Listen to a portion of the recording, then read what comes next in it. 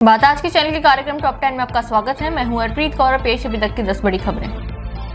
राजधानी की राजनीति में प्रदेश भाजपा का संगठनात्मक सफर अब स्थायी पड़ाव पर पहुंच गया है। प्रदेश भाजपा के नेताओं की यात्रा आजादी के बाद नया बाजार से शुरू हुई थी।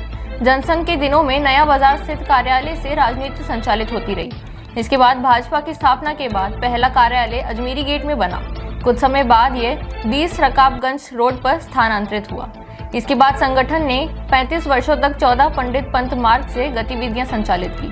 नए कार्यालय के बेसमेंट में वाहन पार्किंग, भूतन पर कॉन्फ्रेंस रूम, स्वागत कक्ष और कैंटीन बनाई गई। पहली मंजिल पर 300 लोगों की बैठने की क्षमता वाला सभागार है। दूसरी मंजिल पर पार्टी के विभिन्न मोर्चों और कर्मचारियों के लिए कक्ष है। तीसरी मंजिल प्रदेश उपाध्यक्ष, महामंत्री और सचिव के कार्यालयों के लिए तय की गई है।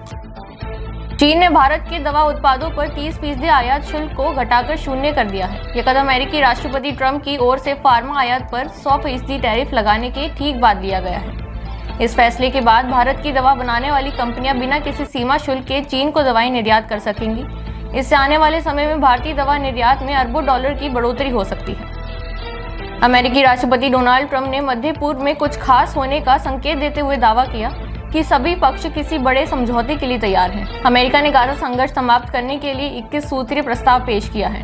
ट्रंप ने कहा कि यह सौदा बंधकों की रिहाई और संघर्ष समाप्त करेगा। ट्रंप ने रविवार को दावा किया कि मध्य पूर्व में महानता हासिल करने का ऐतिहासिक अवसर सामने आने वाला है। हालांकि उन्होंने ये स्पष्ट नहीं किया कि वे किस महानता की ओर इशारा कर रहे हैं। लौटता मानसून मध्य प्रदेश से लेकर बिहार, गुजरात से लेकर महाराष्ट्र और दक्षिण भारत के ज्यादातर राज्यों में कहर बरपा रहा है।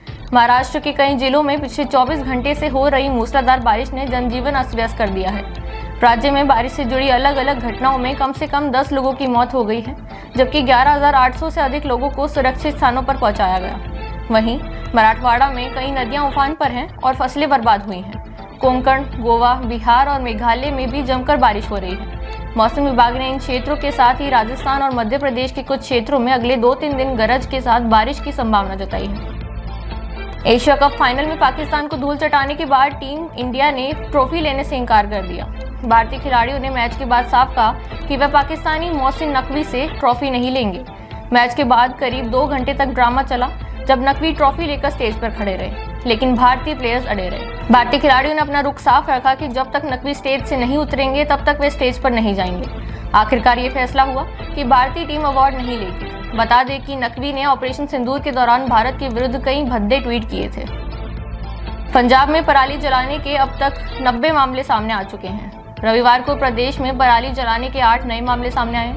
अब तक सबसे अधिक 51 मामले अमृतसर में सामने आए हैं। 47 मामलों में 2,25,000 का जुर्माना लगाया गया है। वहीं 49 मामलों में BNS के सेक्शन 223 के तहत FIR दर्ज की गई। 32 मामलों में किसानों के जमीन रिकॉर्ड पर रेड एंट्री दर्ज की गई। सुरक्षा बलों ने रविवार को अलग अलग जिलों के अलग अलग अभियानों में 2 प्रतिबंध संगठनों के 4 उग्रवादियों को गिरफ्तार किया है और उनके पास से कुछ हथियार और गोला बारूद का एक बड़ा जखीरा बरामद किया। 3 उग्रवादियों को इम्फाल पूर्वी जिले से और एक इम्फाल पश्चिम जिले से गिरफ्तार किया गया। KCP उग्रवादी की पहचान अंगोम ओची सिंह, ओपोली मिताई, मोहम्मद आलम खान और PREPA के उग्रवादी की पहचान विद्यासागर सिंह उर्फ याई थोईबा के रूप में हुई है। सभी संवेदनशील स्थानों पर कड़े सुरक्षा उपाय किए गए हैं। आई लव मोहम्मद अभियान को लेकर उठे विवाद के बीच पसमानदा मुसलमानों के एक संगठन ने बरेली में हाल ही में हुई लाठीचार्ज की रविवार को निंदा की और समुदाय के युवाओं से शांति व सद्भाव को नुकसान पहुंचाने वाले कृत्यों से दूर रहने की अपील की। दरअसल ऑल इंडिया पसमानदा मुस्लिम महाज ने एक बयान में कहा कि कानपुर विवाद में की सच्चाई ये है कि जिलाधिकारी, वरिष्ठ पुलिस अधीक्षक, शहर काजी, इमामों और शहर के अन्य बुद्धिजीवियों के साथ बैठक के बाद प्रशासन ने स्पष्ट रूप से कहा कि दूसरे धर्मों के बैनर पोस्टर फाड़ने वालों के खिलाफ दर्ज प्राथमिकी का आई लव मोहम्मद लिखने से कोई लेना देना नहीं है। समाजवादी पार्टी के अध्यक्ष अखिलेश यादव ने योगी सरकार पर राज्य की स्वास्थ्य व्यवस्था को चौपट करने का आरोप लगाया है। उन्होंने कहा कि सरकार लखनऊ के बड़े अस्पतालों में भी मरीजों के लिए जरूरी सुविधाएं उपलब्ध नहीं करा पा रही हैं और भाजपा सरकार ने पूरी व्यवस्था को बर्बाद कर दिया है। गुणवत्तापूर्वक इलाज के अभाव में मरीज निजी अस्पतालों में जाने पर मजबूर है। यादव ने कहा, भाजपा सरकार जानबूझकर सरकारी सेवाओं को खराब कर रही है। भाजपा की कथनी और करनी में जमीन आसमान का अंतर है। भाजपा सत्ता से हटेगी तभी स्वास्थ्य व्यवस्था में सुधार होगा। आज से महात्मा गांधी के परपोते तुषार गांधी नफरत की राजनीति के खिलाफ संविधान सत्याग्रह पदयात्रा शुरू करेंगे।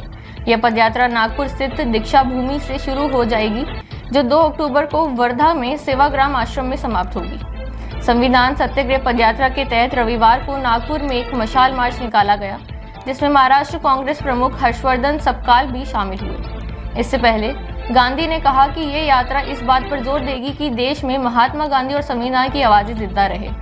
उन्होंने कहा था कि आरएसएस 2 अक्टूबर को अपना स्थापना दिवस और शताब्दी वर्ष समारोह भी मनाएंगे। टॉप 10 में आज के लिए इतना ही। अगले कार्यक्रम में फिर मुलाकात होगी, तब तक के लिए दीजिए इजाजत। नमस्कार।